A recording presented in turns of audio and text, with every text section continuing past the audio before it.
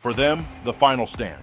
The world shook at 04:31 local time. From his firing step in Trench 18B, Guardsman Alren Gerrick of the 122nd Brontian Long Knives watched the dust clouds gathering at the horizon. They looked almost like a weather front at first, until the shapes inside them began to resolve into something far worse. 600 of them, perhaps more. Bare flesh painted in reds and blacks, rusted metal spiked through skin, brass collars around throats. Some bore axes. Others dragged lengths of chain studded with hooks. A few, taller than the rest, loomed with impossible bulk. Ogren, twisted by the eyes gifts. The Munitorum would later name them the Sickle of Eightfold Tears. Gerrick only knew they were here to kill everyone in the trench. The wind carried the noise of them, not the pounding boots, that came later, but the voices. A long, rising howl of devotion to a god Gerrick had only heard whispered of by chaplains. A god of blood. "Steady, boys!" Sergeant Cole barked down the line, voice as hard as the walls around them. "Make every shot count. No one fires till I say." Orvin, hunched behind the heavy stubber to Gerrick's left, grinned over the top of the gun's feed block. "Bet I can take 5 before you squeeze one off, Gerrick." Gerrick didn't answer. His mouth was dry. His laser gun felt heavier than usual, the sling biting into his shoulder. At 04:32, Sergeant Cole's hand dropped. Orvin's stubber roared first, shaking the trench like a god machine's heart. The staccato hammering ripped a dozen of the front runners to the dirt in seconds. Blood sprayed, bodies spun, but the tide never faltered. Gerrick's laser gun joined the chorus, bolts of ruby light lancing into the mass. He tried to focus on shapes, not faces. A big man with a cleaver took one in the chest. A woman with half her jaw missing lost the rest of her head. Each time someone fell, another stepped over them, screaming praise to the blood god. By 04:33, the left flank was glowing with last fire, but it changed nothing. 40% of them down, and still they came.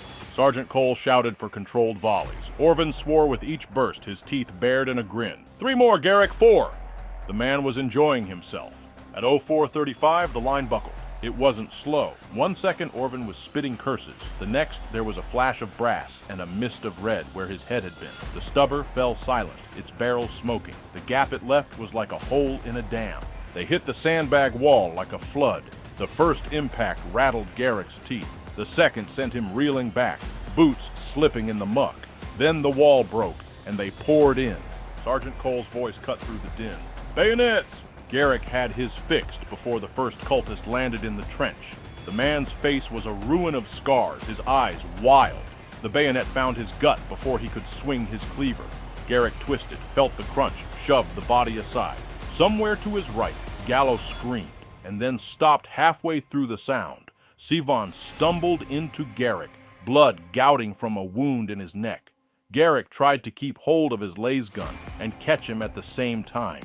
It didn't matter. Sivan's eyes were already glass. Gerrick shoved him gently into the corner of the trench, out of the way. At 04:36, it was no longer a firing line. It was a pit. The cultists came in swinging. Blades, hooks, even bare fists that felt like iron. One of the Ogren dropped into the trench with a thud that shook the ground. 2 guardsmen vanished under his bulk, their screams cut short.